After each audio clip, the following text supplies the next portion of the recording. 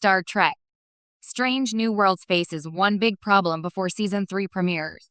Few modern Star Trek shows have enjoyed the kind of goodwill Star Trek Strange New Worlds built in its first 2 seasons. Critics loved it. Longtime fans embraced it. Casual viewers who bounced off heavier. Serialized Trek finally had a version that felt welcoming again. SNW pulled off something the franchise had been chasing for years. It felt modern without forgetting what Star Trek is supposed to be. And that's exactly why Season 3 arrives with a problem so big it could define the show's future. Strange New Worlds' biggest challenge isn't ratings, budgets, or cast changes. It's expectations and the tightening grip of canon. Success has become the show's biggest enemy. When Strange New Worlds launched, expectations were cautious. The franchise had already experimented with darker tones, Discovery, nostalgia-heavy fan service, Picard, and outright comedy, Lower Decks. SNW was pitched as a return to episodic storytelling, optimism, and character-driven sci-fi, and many fans hoped for the best without fully believing it would work. Then it did work. Season 1 reintroduced Captain Pike as one of the most emotionally grounded leaders Trek has ever had. Season 2 doubled down, delivering everything from courtroom drama to musical insanity, and somehow made it all feel coherent. SNW proved it could do almost anything. Now comes the problem. How do you follow that without becoming predictable or self-indulgent? Once a show establishes that anything goes, the audience starts waiting for the gimmick instead of the story. The surprise becomes the point. That's dangerous territory for a franchise built on ideas, morality, and character growth. The canon trap is closing in. From the very beginning, Strange New Worlds has walked a tightrope. It's a prequel, set only a few years before Star Trek, the original series. That means the destination is fixed. We know where Pike, Spock, Uhura, Chapel, and Kirk are headed. So far, the show has cleverly used that limitation as fuel. Pike's foreknowledge of his fate added emotional depth. Spock's evolving humanity felt tragic because we know what he eventually suppresses. Even Kirk's limited appearances felt purposeful, not intrusive. But Season 3 marks the point where the timeline starts squeezing the writers. The closer S&W gets to TOS, the less room it has to maneuver. Relationships must align. Character arcs must narrow. Certain conflicts can't escalate too far without breaking established continuity.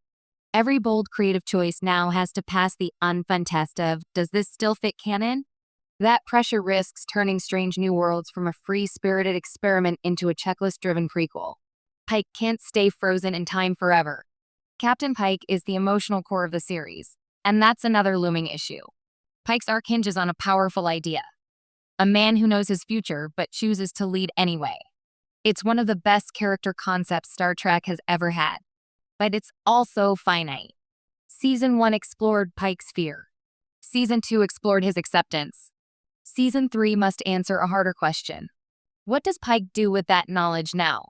If the show keeps circling the same emotional beats, haunted speeches, reflective glances, noble sacrifices, Pike risks stagnation.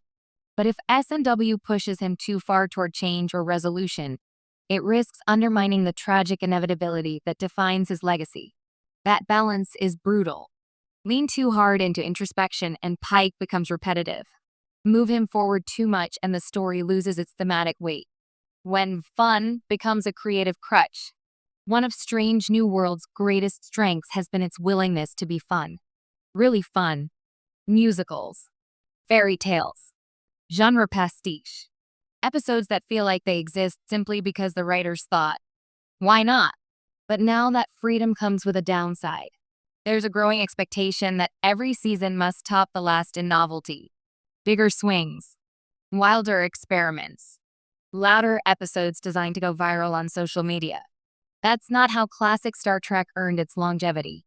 The danger for Season 3 is mistaking variety for depth. S&W works best when its experiments serve character and theme, not when they exist as events.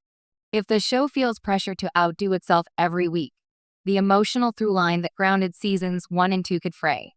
At some point, restraint becomes the boldest choice. Spock, Kirk, and the shadow of the original series. No matter how much Strange New Worlds wants to be its own thing, the shadow of TOS is getting longer. Spock's journey must eventually lead to the emotionally reserved officer fans know. Kirk's presence can't expand indefinitely without redefining the entire pre-TOS era. Even Uhura and Chapel are approaching versions of themselves that feel increasingly locked in. Season 3 faces a quiet but crucial question. How long can SNW delay becoming the show that sets up the original series instead of standing apart from it? Once the narrative momentum shifts,